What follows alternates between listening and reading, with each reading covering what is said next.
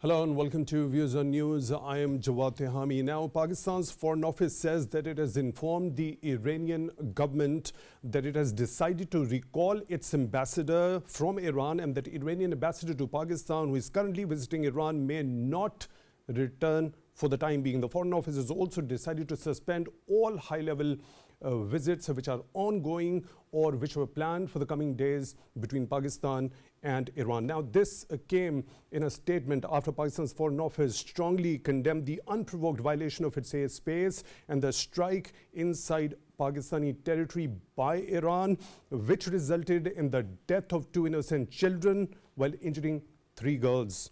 Also, Pakistan's Foreign Office further stated that it is even more concerning that this illegal act has taken place despite the existence of several communication channels between Pakistan and Iran. Pakistan's Foreign Office has also added that this unprovoked and blatant breach of Pakistan's sovereignty by Iran is a violation of international law and the purposes and the principles of the United Nations Charter. And it further added that this illegal act is completely unacceptable and has no justification whatsoever. And Pakistan reserves the right to respond to this illegal act, and the responsibility for the consequences will lie squarely with Iran. Now, surprisingly, this particular violation of Pakistan's sovereignty through this particular strike by Iran, which happens to be a neighborly Muslim brotherly country, came when there were high-level interactions between the Pakistani authorities and Iranian authorities. When we talk about Iranian Foreign Minister Hussein Abdul Ahyan, whom called upon Pakistan's caretaker for Prime Minister Mr. Anwarul Haq on the sidelines of the World Economic Forum in Davos in Switzerland.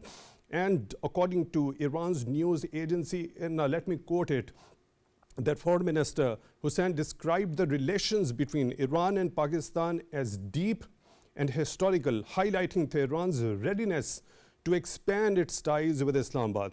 He had also expressed satisfaction with the growing bilateral ties. He had also said that fighting terrorism is one of the most important sources of concern for both the countries, unquote. Not only this, we'd also seen in last week Iran's representative for Afghanistan, Hassan Kazmi Qomi, had met Pakistan's caretaker foreign minister, Mr. Jalil Abbas Jilani, in which the two sides had discussed the need for enhanced coordination for regional stability. Also, there has been across the board from all the political leadership in Pakistan, from the people belonging to various walks of life, very strong condemnation of this violation by Iran of Pakistan's sovereignty. Meanwhile, we have seen China has come up with a statement urging both the sides to show restraint following this particular incident of Iran's violation of Pakistan's sovereignty. The Foreign Office spokesperson of Chinese side has said, let me quote it, that we call on both the sides to exercise restraint, avoid actions that would lead to an escalation of tension, and work together to maintain peace and stability, unquote. We'll be taking up this particular important development up for discussion in today's show as to what was the justification of this particular violation of Pakistan's sovereignty from a Muslim neighborly brotherly country that is Iran, especially at a time when there had been several high-level interactions. And also, according to Iran's media, Iranian authorities being satisfied with the expansion and the kind of trajectory, the positivity associated with that of this particular bilateral relationship. And what was the justification of this particular thing when there is genocide going on in Gaza at the hands of Israelis, and there is a possibility of that particular conflict turning into a wider conflict in the region. And if there were some certain concerns on the part of the Iranian authorities, despite there were several communication channels between the two countries, why didn't Iranian authorities adopt those particular communication channels in order to convey their concerns? For all that, we are honored to be joined in the studio by Dr. Ziaul Haq Shamsi, senior analyst. Dr. Shamsi, thank you very much for your time, for being with us on the show tonight. Really appreciate that. Also in the studio, we are honored to have been joined by Air Commodore retired Basit Raza Abbasi, senior analyst, Commodore Abbasi, thank you very much for your time, also for being with us on the show tonight. Really appreciate that. At the same time, on Skype, we are honored to have been joined by Mr. Shahid M.G Kiani, former ambassador. Mr. Kiani, thank you very much for your time, also for being with us on the show tonight. Really appreciate that. Let me begin the discussion with you. Dr. Shamsi, isn't it ironic? We've seen just yesterday there was high-level interaction, and today we have seen this kind of violation of Pakistan's airspace on the part of Iranian side. Isn't it ironic? On one side, we see very lofty statement that just came from the Iranian top authorities that they were happy, satisfied, and they were ready to expand this bilateral relationship to a more positive trajectory. And what was the justification of this airspace violation? Bismillahirrahmanirrahim. Thank you very much, Jawad. It is blatant. It is sheer arrogance on part of the Iranian authorities. There is no justification, and there cannot be any justification. I'll tell you why. I am really getting weary of this phrase, brotherly Muslim countries. I'm sorry to say that. There are no brothers, especially among the Muslim countries.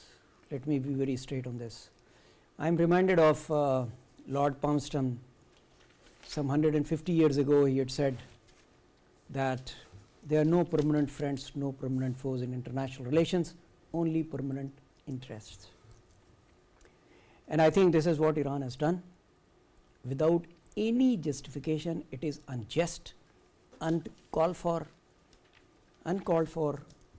and only 4 months back, I had written 2 pieces in Daily Times, Pakistan, that one was titled as The New World Disorder, and the other one was We Are at World War 2.5.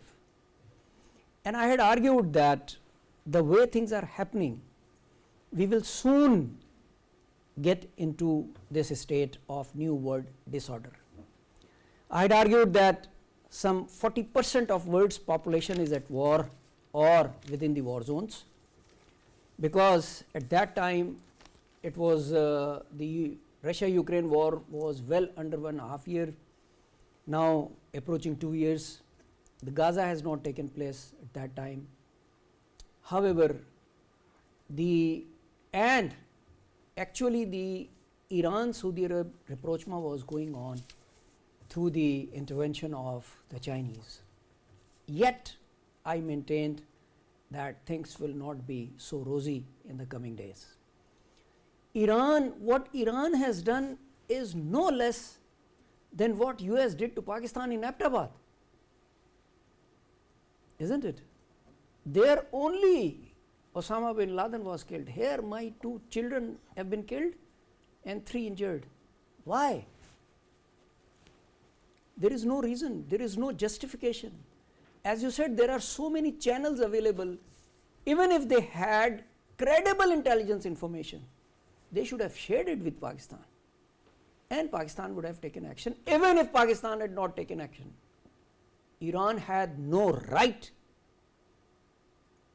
to send the missiles into Pakistan's territories like this. Even Pakistan didn't take action Absolutely. on the most credible of intelligence available, or that could have been shared by Iranian side. Absolutely. There was no right at the hands of Iranians not to at all. go for such an act. Not at all. And just look at the arrogance. 2 days back, they fired into Syria, they fired into Iraq, and next day they fire into Pakistan. They're supporting Houthis who are firing into Red Sea.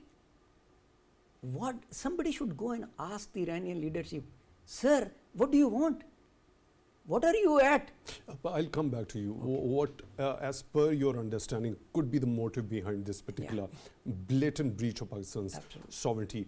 Commodore Abbasi, what's your understanding? Was there any sort of a justification? Doesn't it seem to be ironic, especially when there were statements by Iranian foreign minister regarding his satisfaction about the expansion of bilateral relationship with Pakistan? Then he also expressed thanks to Pakistan for Pakistan's sympathy and condemnation of that horrific, deadly bombing that took place in Kirman also. Isn't it ironic? These are 2 different things altogether. seemingly 180-degree opposite. Ever since this blatant aggression took place, I have been thinking, what does Iran want to achieve at this stage? Look at the timings. This is the time when Muslim Ummah is crying for unity. They are sort of crying against the genocide which is taking place in Palestine. And this is a time to unite, to sort of forgive and forget our previous hostilities, if there had been any. But Pakistan and Iran didn't have.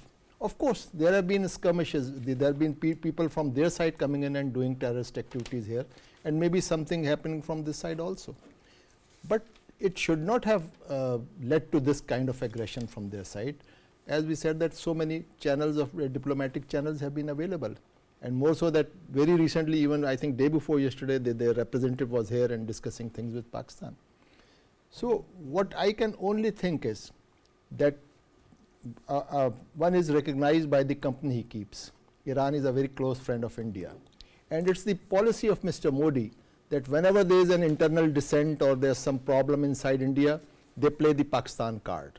So perhaps Iran has learnt a lesson from that, and they have their internal dissent because their stance against Israel, the people inside Iran, they want Iran to do more, but the leadership is constrained. They sort of doing the lip service, but in real terms, they are not ready to step forward. So that is sort of tension between the hardliners and the moderates. And perhaps under that pressure to sort of divert their attention, Iran took these steps. And as he just pointed out, that three countries and most friendly countries, Iraq, where they brought their government of their choice, Syria, where they kept Bashar Assad against all sort of canons of justice and humanity. He was not supposed to be there because the whole populace had rose against him. But it was only the Iran and the Revolutionary Guard and then Qasem Soleimani which made that happen. And he fired missiles against these three countries, and third is Pakistan, again a very friendly country. So I think the only reason that I could fish out was some internal problems which are sort of boiling out of control. And this is a way to divert the attention. And if I project further, at a time when Muslim Ummah needs unity, why has this sort of fissure has been or dissent been created at this time? It is very unfortunate, and it shows some very, very evil mind behind it. That's all I can. Right. Let me proceed towards Mr. Kiani. Ambassador Kiani, now when we talk about Iran's rapprochement specifically in the recent past with Saudi Arabia, ever since then we had been listening about the Iran's good neighborly policy. Now, this particular blatant breach of Iran's action and blatant breach of Pakistan's sovereignty, what motive do you think could be behind this particular aggression on the part of the Iranian authorities? I've just listened to my two colleagues, Shamsi Sahab and the Commodore Sahab. First of all, Shamsi Sahab, taken my words out of my mouth. I have been a diplomacy practitioner for more than 3 decades, served in about 8-9 countries. And I teach also, I've been teaching for the last 18 years. Thank goodness he has rightly said, Bradrana Taluka, brotherly relation doesn't exist. These are just slogans, they don't exist. National interest, they drives your foreign policy. Now coming down to Iran, it is most unfortunate what has happened. And I am surprised. Iran has always been, focusing and targeting on certain countries which considers its enemy or adversary relationship. And I'm surprised that they did two things very, as he said rightly, attacked Iraq, which has religious affiliation with that country, with this government and the people. And then attacked Pakistan, with which just recently they had held a joint exercise. Their representative of Afghanistan was here. We have so much of commonality on issues of concern regarding Afghan, terrorists attacking us and that. And then I am absolutely amazed that the Iranian would, attack us. And I was just reading their newspapers and others. What has happened is that this news of attack on Pakistan was on the Iranian news, media for a few minutes, and it just vanished. It's no more there. You can't find it. So that shows what is happening within Iran. But nevertheless, I'm just surprised. Iran is at odds with most of the world. Look at it's gone into Syria and Iraq and other places. Meaning, instead of looking inside, for the last now more than 4 decades, sanctions have been imposed on it. People inside Iran are crying for help, believe it or not. They can't travel. They cannot send their children abroad. So many problems facing. And over and above that, how can it, make its own borders insecure with Pakistan? How can you enter Pakistan and attack? Meaning, this thing could have been done in jointly with Pakistan and Iran. I remember one of our prime ministers went to Iran and they sat down, and then border relationship was discussed. I think our chief of army staff was also there. We have a common enemy. Terrorism is a common thing. We have a problem. On the borders have become insecure. For us now, another problem is, with problems of Afghanistan, another brotherly country, quote unquote, doesn't exist. It has created problem for us on the borders. In India, adversarial relationship, we don't have to say. Now Iran, which has been, always trying to say that we are with you, and the problem is a tyranny of geography. Problem is that we woke up on the 14th of August in 1947 and found out these countries around our borders. And each one of them is a challenge, I tell you frankly. Leaving aside China, the other countries are a challenge. Now, how to do? My own take is that this issue has to be discussed bilaterally. We have reached a stage where not only have you recalled your ambassador, I know Mr. Mudassar Tipu, our ambassador, but you've also told the Iranian ambassador who's coming here after he's gone on leave not to come back. This is a stage in which there's a red line we need to not cross. We have to sit across the table and discuss this issue. This has to be, and the Iranians will have to do the Iranians. The kind of, I seek your pardon for the interjection over here, this particular reaction by Pakistani authorities to this blatant breach of Pakistan's sovereignty, recalling the ambassador from Iran and also asking the Iranian ambassador to Pakistan, who is currently visiting Iran, to stay over there and may not return for the time being. I'll come to you for your detailed view. What were the possibilities at this particular time for Pakistani authorities to respond to this aggression? Dr. Shamsi, before we go into understanding the kind of level of response Pakistani authorities have given to this particular aggression, now there's been the death of 2 innocent children and 3 innocent girls have been injured, right? Who is going to be responsible for this damage? Yeah, that's I mean, the value of these lives. Who is going to be responsible for that? That's what pains me the most. I am a peace activist and I hate wars. And I define war, WAR in capital, as waste of available resources. So therefore, I will oppose any retaliation, number one. This is the minimum, or this is the least Pakistan could have done to recall its ambassador and stop Iranian ambassador. But having said that, diplomacy works 24/7. It never sleeps. It should never shut its doors. As Shahid Sahib was saying, that we must talk it out. However, Iranian must first explain to us as to what led this situation arise.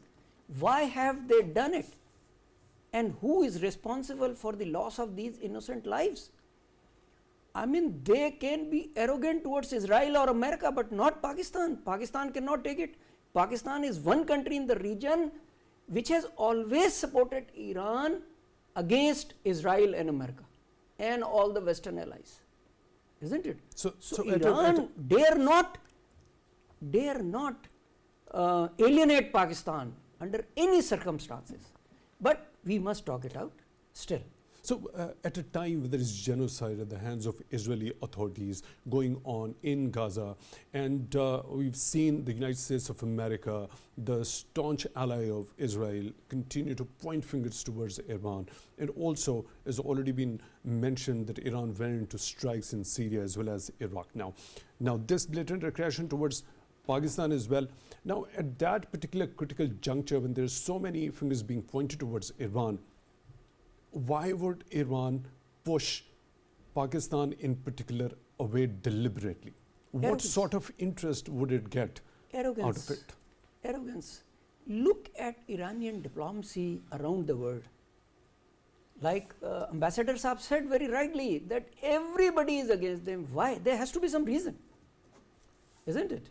So even And the if reason is arrogance. arrogance. So if with that arrogance being the fact with the Iranians, based on being an old civilization, very proud. I was very fond of very old civilization, Iranian civilization. I'm very fond of, but they cannot play with fire as far as Pakistan is concerned. Pakistan is only one of the few countries that have been supporting them in their difficult so times. with that fact which you've just mentioned, with that arrogance on the Iranian side in place, as you already mentioned, that this should be talked through by sitting on the table, following the diplomatic norms when it comes to Pakistan, right? So do you expect any sort of reciprocation coming from the Iranian side, given the fact that you've just mentioned it is because of their arrogance? No, I am not very hopeful. I am not very hopeful, but we must make an effort. Right. We must make an effort because, as I said, diplomacy never sleeps. Deterrence may fail, diplomacy must never fail. Otherwise, war would be inevitable. Right. Commodore Abbasi, what's your understanding, especially regarding the first question? Who is going to be held responsible for the death of those two innocent children and injuries accrued to those three girls? Certainly, the responsibility lies squarely with the Iranian government. And I don't see an official statement, an official explanation as yet. It's the news agency which has just broadcast a few minutes news that some headquarter was destroyed and all that, you know. But some Iranian official has to explain their actions, these blatant actions. They have not done it. So I know diplomacy is the only way out. But at the moment, the diplomatic channels have been blocked because the ambassadors have been called back. I think one forum which Pakistan could perhaps try is OIC, because it's a matter between two Muslim countries. At least the issue should be internationalized. It should not remain a bilateral one, because we have been trying bilateral talks with India. What has been the result in 75 days? Because if one party is arrogant, they are not ready to listen to the reasons, then these talks can go on and on ad nauseum. They will not lead to any conclusion. So there has to be a third party. And I think OIC should be the right forum, because two Muslim countries are having their differences. China has come out and he has asked for restraint from both the countries. Well, China is a very friendly country of ours, and it has its own interest in Iran also. So it's quite a balanced statement coming out of them. But what we see, Pakistan has always shown restraint. We showed restraint when we had Kalbochan, whose documents and passage and every stay and his support and his survival was all through Iran. So those were whether it was omission or commission, Iran was a party to it. We did not fire missiles on them. That is the kind of restraints we have been showing always, because we are a peaceful nation. We love peace and we want peace to work. We want to give peace an opportunity to work. But it should not be taken it as a weakness of ours. Pakistan, thank God, Alhamdulillah Rabbil Alameen, is much stronger than Iran. What Pakistan has, I think missiles that we have, perhaps Iranians would have no answer. But we don't want to use that. So, Commodore Abbasi, now when Foreign Office says that it is a completely unacceptable and there is no justification whatsoever. It goes on to say that Pakistan reserves the right to respond to this illegal act. The responsibility for the consequences will be squarely lying with Iran. Now, when Pakistan's Foreign Office says that Pakistan reserves the right to respond to this illegal act, what do we understand of that? Actually, if we follow the diplomatic jargon, this is, of course, this is our right. If somebody hits us, we have the right to hit back. So that is an established principle. But it doesn't mean that we are going to exercise that. Pakistan should still try, that Iranians should realize their mistake and at least tender an apology and sort of offer compensation. This is a way. If you have made a violent decision and if you think that that was not a right thing to do, you can always say apologize and offer compensation. But at the moment I don't see any possibility, because about how much 24 hours have passed, there is no official statement from Iran. Right. So if there was any intent of peacemaking or sort of re-establishing peace, somebody should have spoken. Right. So what are they waiting for? So Pakistan perhaps will have to wait for a while, but I think an independent multilateral forum has to be tried. Right. Ambassador Kiani, as per your understanding, after Pakistan has recalled its ambassador from Iran and also asked the Iranian ambassador visiting Iran currently to stay back there, and also suspending all high-level visits between Pakistan and Iran, do you think by these steps Iran is finally going to feel the heat of it? Or is there something more that is required to be done? I'll come back to you, Ambassador Kiani, for your detailed answer on this. For now, we'll have to go for a quick news break and we'll resume the discussion after that.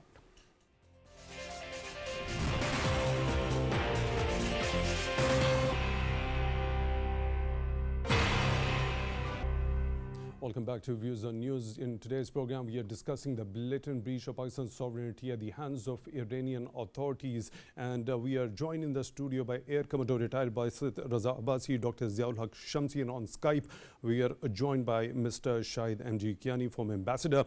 Mr. Kiani, now, do you think by this particular step Pakistan has taken of recalling the ambassador, I mean, suspending all high-level visits, Iran is going to feel the heat of its violent act it has committed? Or do you think there is something more that is required to be done in order to make Iranians realize that this is completely unacceptable and won't be tolerated? Let me first say to you my own opinion. As a diplomacy practitioner, we need not involve anybody, OIC or anything. OIC has done nothing. Look at what's happening in Gaza. And we talk about Ummah's solidarity, unity. I think we should forget about it. Look at what happened in the OIC summit. You know what happened? 2 Muslim Gulf countries raised their hands, said we will not do take any sanctions against Israel. So let's forget about the Muslim solidarity and Muslim Ummah. Leave it. We need to look into ourselves what's happening. As far as Iran and Pakistan are concerned, we need not involve anybody. We have to discuss it bilaterally, even on 2 channels. One is public, where you see foreign minister meeting the other foreign minister, talking over the phone, and behind the scenes. The recalling of the ambassadors, I think, will be a big one advantage. I tell you what it is. Your ambassador will come here for consultation. Their ambassador will remain there. See, they are the ones who are the ears and eyes of their own country in this. I know, I've met the Iranian ambassador. I know we're very competent Pakistan ambassador there. But this has to be a temporary measure.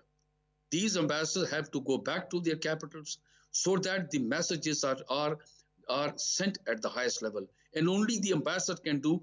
Deputy head of missions are not competent to do that. Because both the countries cannot afford, in the SSA, the significance of coexistence. 2 countries which have a long borders, and we have so much common in them. India, I tell you, Iran cannot afford to have, tense relations with another neighbor like Pakistan, with which it had peaceful relationship for the last many decades. Problems on the borders, both the countries have problems. We have the BLA people coming in, attacking us, and now they have said that these police people were killed. Thing is that you will see that if some independent inquiry is conducted, you will see that this has not been a unanimous decision within Iranian leadership to attack Pakistan, I tell you. There's something that happened in which some revolutionary guards attacked, the others didn't agree, because I don't think, you see, Iranian leadership, whatever you may say, is a wise leadership as far as their own interest is concerned. I am absolutely amazed as to how they can attack Pakistan. They have been having, joint meetings with Afghanistan, joint meetings with this, joint exercises, and suddenly this thing happens. So we will have to contain this tense relationship. What has happened is most unfortunate. Iranians should never have violated Pakistan's sovereignty, and then Shamsi Saab is so right, killed our children. How can you do that? And what justification are you giving that I've read this thing, we have, finished destroyed the headquarters of Adal. Where is the proof? So we will have to confine this thing and talk directly to Iran. Yes, I think we will demand even a short sentence, a short clarification from the Foreign Office saying that the attack was regrettable. That would be enough. But we will have to contain it, and Iranians will have to be told at the political level and at the military level, both leadership, that this is a red line which you have crossed. Let's not do it. I don't know what is happening. Iran, in the last decades, I have been looking at Pakistan from the American lens, meaning what we don't understand what they're doing. You see, our joint venture has reached with the Iranian-Pakistan gas pipeline. What more there can be? Even now, you will see the former Prime Minister, our Prime Minister, and the Iranian President were there in one Balochistan city, in Iranian city, and they sat down together, they talked. So everything was going fine. Yes, naturally speaking, 100% everything is not right between, especially when countries have borders. There is bound to be some problem, especially in South Asia, where things are not okay with Afghanistan, not being stable. So let's hope that these ambassadors go back to their countries and send the right message. And behind the scenes, this thing will have to be sorted out in the best interest of both the countries. And the Iranians will have to even a two-liner regret would suffice the requirement. Now, do you expect any sort of public apology coming from them regarding this particular aggression? Or is there any other sort of a possibility at the hands of Iranian authorities that they could actually make it up to Pakistan if they are sincere towards enhancing this bilateral relationship on a positive trajectory? I am confident that there will be some sort of, meaning a few-liner regret. But at the same time, Iranians, if you look at what their press is saying and look what they've been saying, they didn't talk about now today what's happening, that that the attacks on their policemen the last few months had serious repercussions domestically for the Iranian government. Iranian government, it faces serious domestic problems. And so but I think pleasing them by attacking Pakistan as a neighbor is surprising, and so is surprising attacking Iraq. Forget about Syria. So I don't know what they are trying to do. They are, in my opinion, damaging their image in the eyes of the Muslim world, in the eyes of the region. And one thing I want to tell you, sir, when you talk about brotherly relation, Iran has developed very close relations with India. You believe it or not? So they don't care about relationship with Muslim countries, others. They are looking at their own national interest. So I think we also need to look at our national interest, what it is. We have to secure our borders. We cannot allow our sovereignty to be violated by any country. Do you think that relationship of Iran with India has something to do with this particular aggression also? There'd been a meeting. Iran's foreign minister has hosted his visiting Indian counterpart, S.J. Shankar, also. Do you think this particular relationship has anything to do with this Iranian aggression towards Pakistan?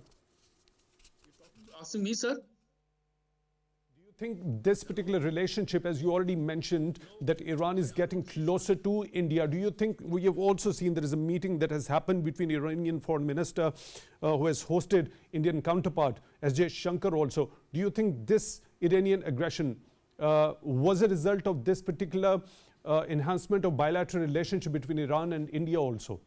No, I don't think so, sir. I don't think this has nothing to do with the Iranian connection. Nothing. I don't think they would meet the Iranian foreign minister and attack Pakistan. Nothing to do. I don't think it's a far-fetched idea.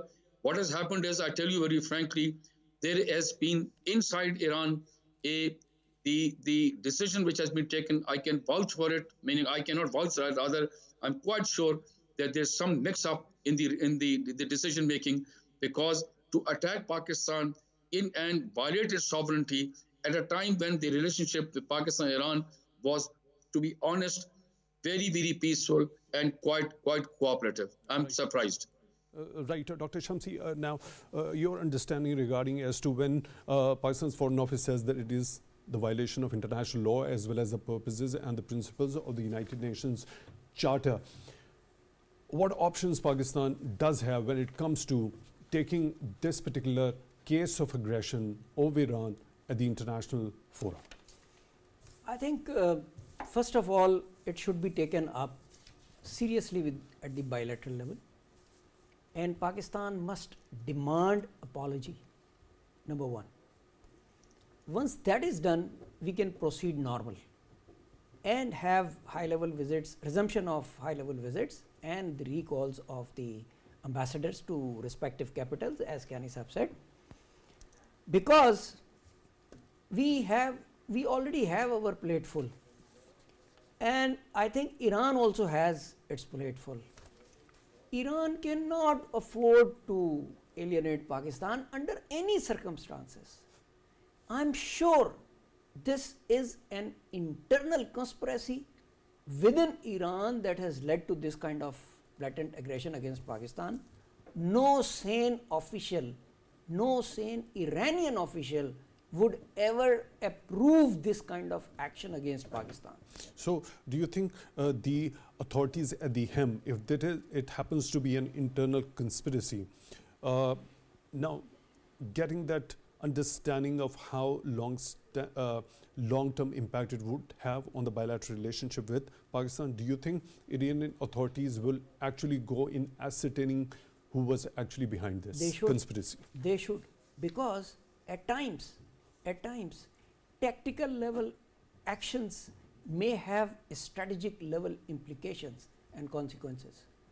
Iranians must investigate as to who ordered this attack and who executed this attack, and they must come out clean, and this investigation should be transparent, and maybe Pakistan may demand that we should do it jointly. Only then Pakistan will be satisfied with their response. Otherwise, Pakistan, it's not possible that Iran at this stage will go ahead and do this kind of karwai. I don't believe this. And as I said in the beginning that I am a peace activist, I will never propose or support a reciprocal action in kind. It has to be through diplomacy, but in a hard way, in a very serious manner. And because appeasement, in my opinion, is a failed strategy, we should get away and get out of that mindset where we always oppose or some kind of mitti pav type approach. No, we must come hard on Iranians, demanding apology, and an independent investigation may be joined, but diplomatically. Right. Commodore Abbasi, your understanding when the Foreign Office says that it is the violation of international law as well as the purposes and the principles of United Nations Charter, where Pakistan can exactly take this particular instance, this particular case of Iranian aggression when it comes to the international forum? I would maintain that the first forum available, international forum, is the OIC, because both countries are member of that. And as far as the performance of OIC is concerned, what is the performance of UNO? Has it been any better than OIC? So, this is what the world is. We have to live in the real world. We can have our own dreams and think that we can think out of the box and we can think for the Iranians and wish that we'll go to sleep tonight and Iranians will suddenly reform themselves and tell them that some of our miscreants did these fired missiles at 3 different countries and the leadership had nothing to do. I don't think. This is a very, very wishful thinking. And I think we should come out of our dreams and face the real world, which has challenges, which has realities. And the reality is that 24 hours have passed. And if Iranian leadership was not a part of it, or a portion of Iranian leadership was not part of it, this was sufficient time to initiate a damage control. It has not done. So I don't think so. The facts don't sort of take us into that direction. So this wishful thinking, I think I'll be very happy if it's true. So why do you think they've been silent so far? Because they are part of it. Otherwise, why should have been this silent? If there was some dissension, if there was some difference between what has happened and what should have happened or should not have, somebody should have spoken few words. What are they waiting for? And I totally agree with Shamsi Sir that we should not go for appeasement. But asking for discussing the issue and requesting that you apologize and we'll forgive you, is to my mind it appears an appeasement. So I think Pakistan, if has a harsh stand, they should very clearly spell out that we are ready to discuss it bilaterally if you are ready. And if you are not, we have other forums available. And then of course all these options are there, OIC, UNO, which are both equally Commodore Abbasi, do you think, very quickly, last comment regarding this, do you think with the kind of statement that's come from the Chinese side, is there anything the Chinese side could actually initiate to keep the situation under control and not letting it escalate? This is what Pakistan should try, because China has a strong influence on Iran, because they have getting a lot of oil from them and they have a lot of plans. They have got this 20 years plan, which they have spent a lot of money in there. So definitely China would want these sort of hostilities to be contained and if possible eliminated. So behind the curtain, behind the lines, China can play a role. Although as for the world, their stance is rational and realistic, that both, but here again, it's against the same that what UNO tells to Pakistan and India, that you should settle the Kashmir issue with them, amongst yourselves. So it will not settle. So you have to blame the party who is the aggressor, and unless you recognize the aggressor, there cannot be peace, there cannot be justice. Right. Ambassador Kiani, your last quick comment as to what's your understanding of the silence so far on the part of Iranian authorities regarding this incident? It is connected with what I told you, that their own newspapers, this information attack on Pakistan quickly vanished. You don't find them now on their websites. Second thing is, I wouldn't be, meaning we need not, it's a bilateral issue, we should discuss it across the table. But I think the Chinese, if I wouldn't be surprised, would be playing behind the scenes, because, and even Russia would be behind the scenes working to iron out these differences, the serious difference which has happened between Pakistan and Iran, because it is not in their interest at this time when China is enlarging relations with Iran. Pakistan relations with Pakistan are very, very close, and Russia is a very close partner of Iran. So behind the scene, because just let me recall you, during Pulwama's time, when the Pulwama incident happened, China, United States, and Russia, all three worked behind the scenes to bring the heat down. So I think bilaterally this issue has to be sorted out. But if China behind the scenes quietly work out, we will welcome it. Right, Ambassador Kiani, Mr. Shahid M.G Kiani, former ambassador, thank you very much for joining us for the show tonight on Skype. We really appreciate that. In the studio, we were joined by Air Commodore retired Basit Raza, Abbasi senior analyst. Commodore Basit Abbasi, thank you very much for your time, also for being with us. Dr. Ziaul Haq Shamsi, senior analyst, joining us in the studio. Thank you very much for your time, also for being part of the show tonight. Really appreciate that. With that, we come to the end of today's show. Till the next one, take good care of yourselves.